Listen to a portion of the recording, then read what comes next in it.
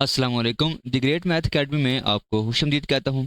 आज के इस लेक्चर में हम कैलकुलस की एक्सरसाइज 5.1 को स्टार्ट करेंगे। लास्ट टू लेक्चर्स में हमने इनके जो बेसिक फार्मूलाज थे, बेसिक डेफिनेशंस थी, वो हमने डिस्कस की थी, जिसमें आपका definite integral, arithmetic sub division formula, geometric subdivision formula, ये सारी चीज़ें हम लास्ट टू लेक्चर्स में डिस्कस कर चुके हैं। तो आज हम एक्सरसाइज स्टार्ट करेंगे और एक्सरसाइज में वो सारी चीज़ें हम यहाँ पे यूज़ करेंगे। तो क्वेश्चन नंबर 1 है, आपके पास इंटीग्रेशन है -1 से लेके 1 तक, और फंक्शन आपका यहाँ पे सिंपल क्या दिया हुआ है, x दिया हुआ है। मतलब कि एफ ऑफ एक्स आपका इक्वल है सिंपल x के, और क्लोज इंटरवल आपको यहाँ पे दिया हुआ है -1 से लेके 1 तक। ठीक है।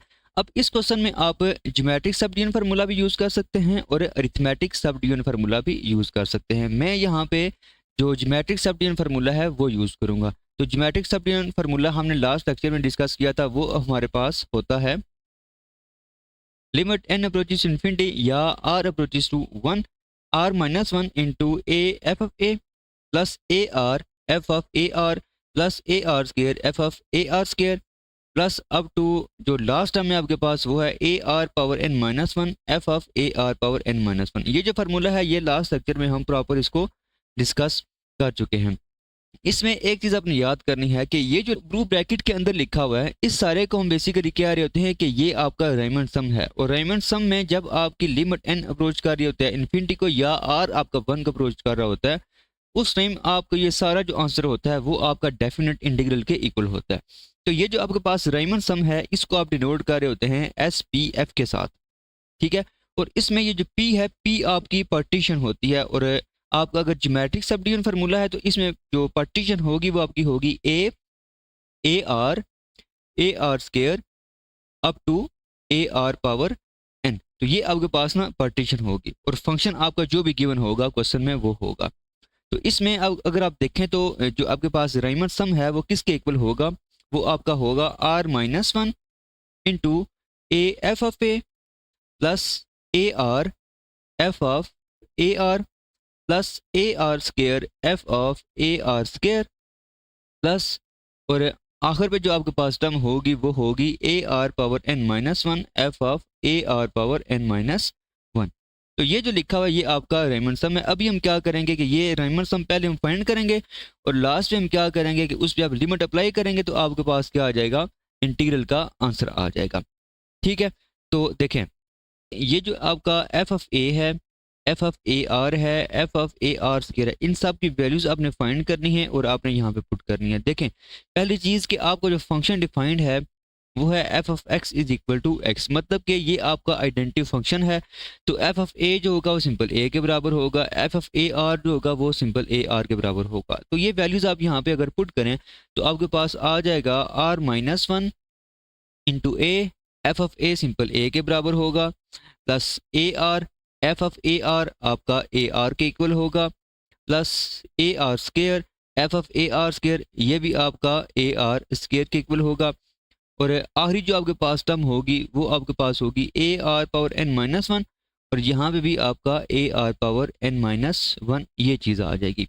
अब इसको अगर आप सिंप्लीफाई करें तो आपका देखें r-1 उसी तरह आएगा, ये आपका आ जाएगा a square plus a square r square, यहाँ पे आपका होगा ए आर स्केयर का यहाँ पे होल स्केयर आ जाएगा, क्योंकि ये भी आर स्केयर है और ये भी आर स्केयर है, दोनों मल्टीप्लाई होंगे तो होल पावर यहाँ पे क्या आ जाएगी, 2 आ जाएगी, और ये आपका ए स्केयर होगा, और आखिरी टर्म आपके पास होगी ए स्केयर आर n-1 का होल स्केयर, ये चीज़ आ जाएगी। ठीक है। अच्छा, अब ये जो ए स्केयर है, ये ए स्केयर आप कॉमन लें तो ये आ जाएगा r-1 इंटू ए स्केयर, यहाँ पे आपका आएगा 1 plus r square plus r power 4, और आखिरी टर्म आपके पास आ जाएगी r power n-1 whole power 2, ये चीज़ आ जाएगी। अच्छा जी, अब ये जो लिखा हुआ है ना आपको ब्रैकेट के अंदर, ये बेसिकली आपकी बन रही है ज्योमेट्रिक सीरीज। अब ज्योमेट्रिक सीरीज में इमेजिन कर रहा हूँ कि आपको ये सारी चीज़ें क्लियर हैं, ज्योमेट्रिक सीरीज क्या होती है, उसका सम हम कैसे फाइंड करते हैं। ठीक है। तो मैं यहाँ पे डायरेक्ट फार्मूला यूज करूंगा। देखें, आपके पास फार्मूला होता है S n is equal to a one into r power n-1 divided by r-1, या आपके पास फार्मूला होता है S n is equal to a one into 1 minus r power n divided by 1 minus r. तो मैं यहाँ पे ये वाला फार्मूला यूज करूंगा। देखें, इसमें आपका जो A1 है ये आपकी ये पहली टर्म होती है, और R जो है R आपका यहाँ पे कॉमन रेशियो होती है। कॉमन रेशियो आप कैसे फाइंड कर रहे होते हैं? दो कॉन्सेक्टिव टर्म्स की आप रेशियो फाइंड कर रहे होते हैं। अब दो टर्म्स यहाँ पे अगर आप देखें तो आपके पास आर स्केयर को डिवाइड करें 1 के साथ, मतलब कि पहली दो की रेशियो अगर फाइंड करें वो क्या आ रही है? आर स्केयर आ रही है। या अगर आप इन दोनों की रेशियो फाइंड करें तो ये आएगी r power 4 divided by r square, ये आपके पास आर स्केयर आ गई। मतलब कि ये जो आर होगा इसकी जगह हम क्या लिखेंगे? सिंपल आर स्केयर हम लिखेंगे।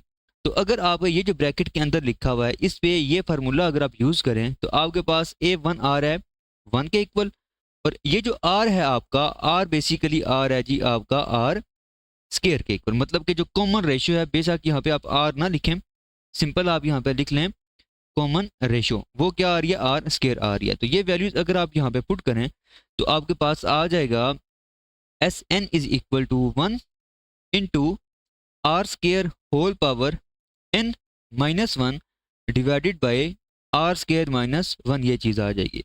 या आप इसको ये जो एन है इसको अगर आप यहाँ पे ब्रैकेट के अंदर ले आए तो ये आपका आ जाएगा r power n whole power 2 minus 1 divided by, और ये जो आर स्केयर माइनस 1 है इस पे अगर आप फार्मूला लगाएं r minus 1 into r plus 1 वाला। बेसिकली ये फार्मूला हम क्यों लगा रहे हैं? क्योंकि जब ये वैल्यू हम यहाँ पे पुट करेंगे ना तो वो आर माइनस 1 जो होगा वो कैंसिल हो जाएगा। तो यहाँ पे आपका आएगा r minus 1 into r plus 1। ये मैंने a square minus b square वाला फार्मूला यूज किया है। तो ये वैल्यू अब आप यहाँ पे पुट करें तो आपके पास राइमन सम जो है वो आ जाएगा r minus 1 a square into r n whole power 2 minus 1 divided by r minus 1 into r plus 1, ये चीज़ आ जाएगी। अब इसमें देखें कि ये जो आर माइनस 1 है ये आपका कैंसिल हो जाएगा, ठीक है। दूसरी चीज़ हमने लास्ट लेक्चर में डिस्कस किया था कि आर पावर एन जो है ये इक्वल होता है बी ओवर ए के। अब ये जो वैल्यू है ये अगर आप यहाँ पे पुट करें, एक चीज़ का आपने ख्याल रखना है कि आपने यहाँ पे वो जो इंटरवल दिया हुआ है ना आपका -1 से लेके 1 तक, ये अभी आपने यहाँ पे ये वैल्यू पुट नहीं करनी। जब आप लिमिट अप्लाई करेंगे उसके बाद आपने क्या करना है, ये जो आपकी बी और ए की वैल्यू है वो आपने पुट करनी है। अभी आप हम जनरलाइज तरीके से यहाँ पे कर रहे हैं। तो ये आपका क्या आ जाएगा फिर? A square into b over a whole power 2 minus 1 divided by r plus 1, ये चीज़ आ जाएगी। अब ये जो लिखा हुआ है इसका अगर आप लें एलसीएम तो ये आएगा a square into b square minus a square, और नीचे आपका सिंपल ए स्केयर आएगा, उस ए स्केयर को आप इसके साथ मल्टीप्लाई कर दें तो ये आ जाएगा a square into r plus 1, ये चीज़ आ जाएगी, और ये ए स्केयर आपका कैंसिल हो जाएगा। मतलब कि आपका जो राइमन सम है वो आ जाएगा b square minus a square over r plus 1। अब आपने क्या करना है? अब आपने इस पे लिमिट अप्लाई करनी है। देखें, जब आप लिमिट अप्लाई करेंगे तो देखें ये क्या आ जाएगा। अच्छा, एक और चीज़ कि हमने यहाँ पे आर की वैल्यू हमने यहाँ पे क्यों फाइंड की है, मतलब कि आर पावर एन जो है वो हमने यहाँ पे बी ओवर ए क्यों पुट किया। देखें, बेसिकली आप ना यहाँ पे लिमिट अप्लाई कर रहे होते हैं।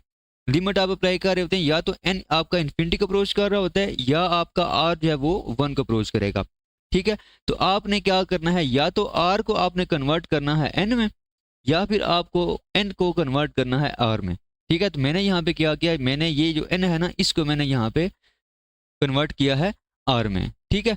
तो यहाँ पे आप देखें, अब इस पे आपने लिमिट फिर क्या अप्लाई करनी है? R approaches to 1। तो जब आप लिमिट अप्लाई करेंगे तो आपका जो राइमन सम होगा वो आ जाएगा integration from a to b x d x is equal to limit r approaches to 1 b square minus a square divided by r plus 1। अब आपने क्या करना है? अब आपने वो जो इंटरवल दिया हुआ है ना -1 से लेके 1 तक, मतलब कि ए आपका यहाँ पे क्या है -1 है, बी आपका यहाँ पे क्या है 1 है। अब ये वैल्यू आपने यहाँ पे पुट करनी है, और ये हर क्वेश्चन में आपने करना है। जब आप ये लिमिट अप्लाई करेंगे उसके बाद आपने ये ए और बी की वैल्यू यहाँ पे पुट करनी है। तो ये देखें आपका आ जाएगा फिर लिमिट आर अप्रोचेस टू 1, यहाँ पे आपका आएगा 1 का स्केयर माइनस इंटू -1 का square divided by r plus 1। अब ऊपर देखें आपका सिंपल आ जाएगा लिमिट आर अप्रोचेस टू 1, देखें 1 माइनस 1 मतलब कि 0 डिवाइडेड बाई आर प्लस 1 आ जाएगा,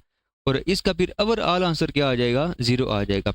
मतलब कि आपका ये जो इंटीग्रल था -1 से लेके 1 तक एक्स डी एक्स, उसका आंसर आपके पास क्या आ गया, 0 आ गया। ये देखें आपने बाय डेफिनेशन इसको आपने सॉल्व किया, लेकिन अगर आप डायरेक्ट अगर फार्मूला यूज़ करना चाहें तो आप इसको 2 स्टेप में इस क्वेश्चन को कर सकते हैं। मिसाल के तौर पे ना -1 से लेके 1 तक है एक्स डी एक्स है। अब इस पे अगर आप इसको इंटीग्रेट करें तो ये आपका आएगा x²/2 और लिमिट्स आप इस पे अप्लाई कर दें तो अपर लिमिट आपके पास 1 है, ये आएगा 1 का square divided by 2 minus into -1 का स्क्वायर डिवाइडेड बाय 2।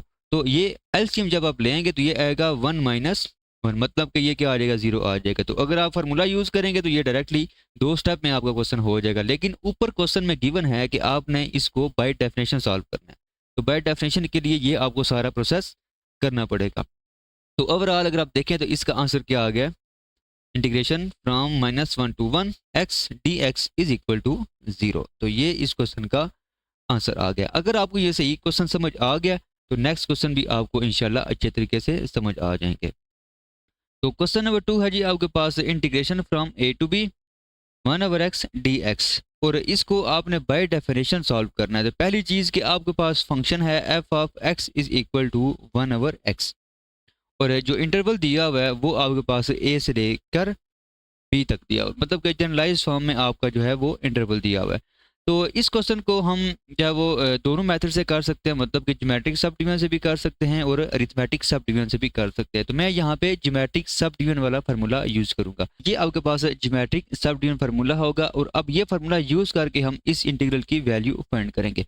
पहली चीज कि हम राइमंड सम फाइंड करेंगे। ये जो लिखा हुआ है ना आपके पास, ये सारा आपके पास राइमंड सम होगा, और पार्टीशन जो भी आपकी होगी, आप पार्टीशन आपकी ज्योमेट्रिक है तो पी जो आपका होगा वो कुछ इस तरह होगा, a r square up to a r power n. तो ये आपके पास पार्टीशन होगी, और इस पार्टीशन के लिहाज से आपका जो होगा राइमंड सम, मतलब कि एस पी एफ जो होगा वो इक्वल होगा r-1 into a f of A plus a r f of a are plus a r square F of a r square, और लास्ट टर्म जो है वो आपके पास आ जाएगी ए r power n-1 F of a r power n-1, ये चीज़ आ गई। ठीक है, तो अब आपने क्या करना है, अब आपने ये जो एफ ऑफ ए लिखा हुआ है या एफ ऑफ ए आर लिखा हुआ है, ये सारी वैल्यूज आपने फाइंड करनी है और यहाँ पे पुट करनी है। तो इसके लिए देखें, आपका फंक्शन है आपके पास f of x is equal to 1/x, मतलब कि आपको जो एफ ऑफ ए होगा वो आएगा 1/a।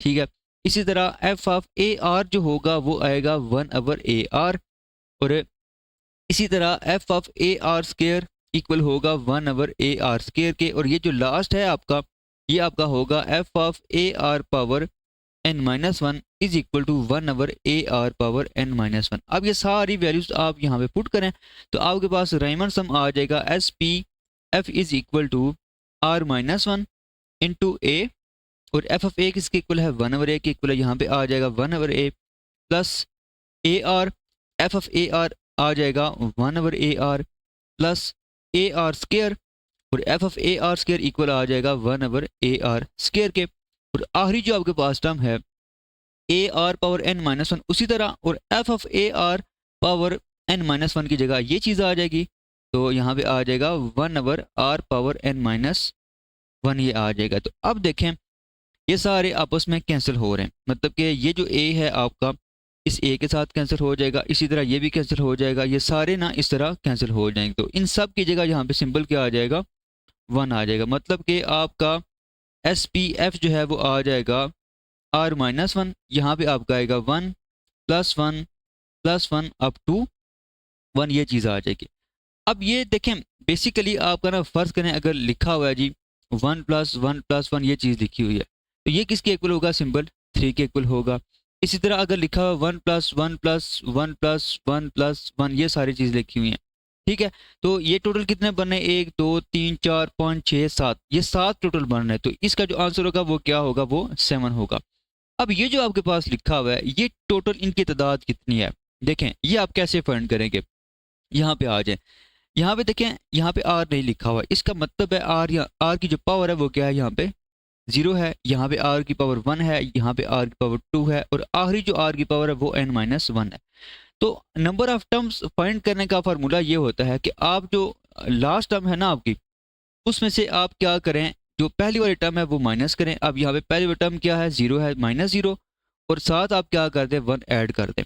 तो ये आपका बनेगा n-1 + 1, ये चीज़ बनेगी, और ये आपस में कैंसिल होगा। सिंपल यहाँ पे क्या आ जाएगा, n आ जाएगा। मतलब कि ये जो आपके पास टर्म्स बन रही हैं यहाँ पे, ये टोटल आपके पास बन रही है n टर्म्स। अगर ये n टर्म्स बन रही है तो ये जो पूरा लिखा होगा ये किसके इक्वल आ जाएगा, ये n के इक्वल आ जाएगा। मतलब कि आपका SPF मतलब कि राइमन सम जो है वो आ जाएगा r-1 इंटू n आ जाएगा। ठीक है, तो अब देखें, अब आपने इस पे ना लिमिट अप्लाई करनी है, लेकिन लिमिट अप्लाई करने से पहले आपने n को कन्वर्ट करना होगा r में। तो इसके लिए देखें, आपके पास r⁴n जो है वो इक्वल होता है b/a के। यहाँ से अगर आपने n की वैल्यू फाइंड करनी है तो पहले आप क्या करें, पहले आपने दोनों तरफ लॉग ले लें। तो जब लॉग लेंगे तो n शुरू में आएगा नेचुरल लॉग r, और ये आपका आ जाएगा नेचुरल लॉग b/a, ये चीज़ आ जाएगी। अब इसके बाद ये जो लिखा हुआ है ना नेचुरल लॉग b/a, इस पे आप फार्मूला यूज़ करेंगे तो ये इक्वल आ जाएगा natural log b minus natural log a, ये चीज़ आ जाएगी। मतलब कि आपका n into natural log r equal आ जाएगा natural log b minus natural log a, ये चीज़ आ जाएगी। और यहाँ से आपकी n की वैल्यू आ जाएगी n is equal to natural log b minus natural log a divided by natural log r, ये चीज़ आ जाएगी। अब ये जो n की वैल्यू आई है इसको आप मतलब कि जो राइमन सम है यहाँ पे पुट कर दें, तो आपके पास SPF जो होगा वो आ जाएगा SPF is equal to r-1, और यहाँ पे आपका आ जाएगा natural log b minus natural log a divided by natural log r, ये चीज़ आ जाएगी। अब हम क्या करेंगे, अब हम इस पे लिमिट अप्लाई करेंगे। तो जब लिमिट अप्लाई करेंगे ये जो चीज़ होगी ये आपका डेफिनेट इंटीग्रल बन जाएगा। मतलब कि a से लेके b तक 1/x dx इक्वल होगा limit r approaches to 1 r-1 into natural log b minus natural log a divided by natural log r, ये चीज़ आ जाएगी। अब देखें, ये जो आपका लिखा है natural log b minus natural log a, ये आपका कांस्टेंट है, ये बाहर आ जाएगा। मतलब कि natural log b minus natural log a ये कांस्टेंट है, बाहर आ जाएगा। आपका सिंपल यहाँ पे आ जाएगा limit r approaches to 1 r-1 natural log r, ये चीज़ आ जाएगी। अब देखें, अब इस पे अगर आप लिमिट अप्लाई करें तो ऊपर जो है वो आपका बन रहा है 0, और नीचे जब 1 पुट करेंगे तो नेचुरल लॉग 1 जो है वो भी 0 के ही इक्वल होता है। तो आपका ये 0/0 फॉर्म बन रही है। तो अगर आपकी लिमिट में 0/0 फॉर्म बन रही हो तो हम लापिटर रूल अप्लाई करते हैं। लापिटर रूल क्या होता है कि अगर 0/0 फॉर्म बन रही हो, ऊपर भी आपने सेपरेटली डेरिवेटिव लेना है नोमिनेटर में, और डिनोमिनेटर में भी आपने सेपरेटली डेरिवेटिव लेना है। जो भी वेरिएबल यूज़ हो रहा होगा उसके लिहाज से आपने यहाँ पे डेरिवेटिव लेना है। तो ये आपका उसी तरह आ जाएगा। और लिमिट r अप्रोचेस टू 1, इस पे जब आप डेरिवेटिव लेंगे मतलब कि लापिटर रूल अप्लाई करेंगे तो r का डेरिवेटिव r के लिहाज से सिंपल 1 होगा, 1 का डेरिवेटिव हो जाएगा 0, और नेचुरल लॉग r का जो डेरिवेटिव है वो होता है जी 1/r।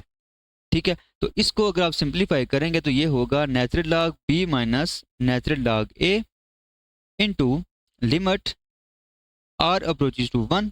तो इस r को ऊपर लेके जाएं, यहाँ पे आ जाएगा सिंपल r, और लिमिट आप अप्लाई करेंगे तो ये आ जाएगा 1। तो ओवरऑल आपका जो डेफिनेट इंटीग्रल होगा a से लेके b तक 1/x dx वो इक्वल आ जाएगा natural log b minus natural log a। तो ये इस क्वेश्चन का आंसर आ जाएगा।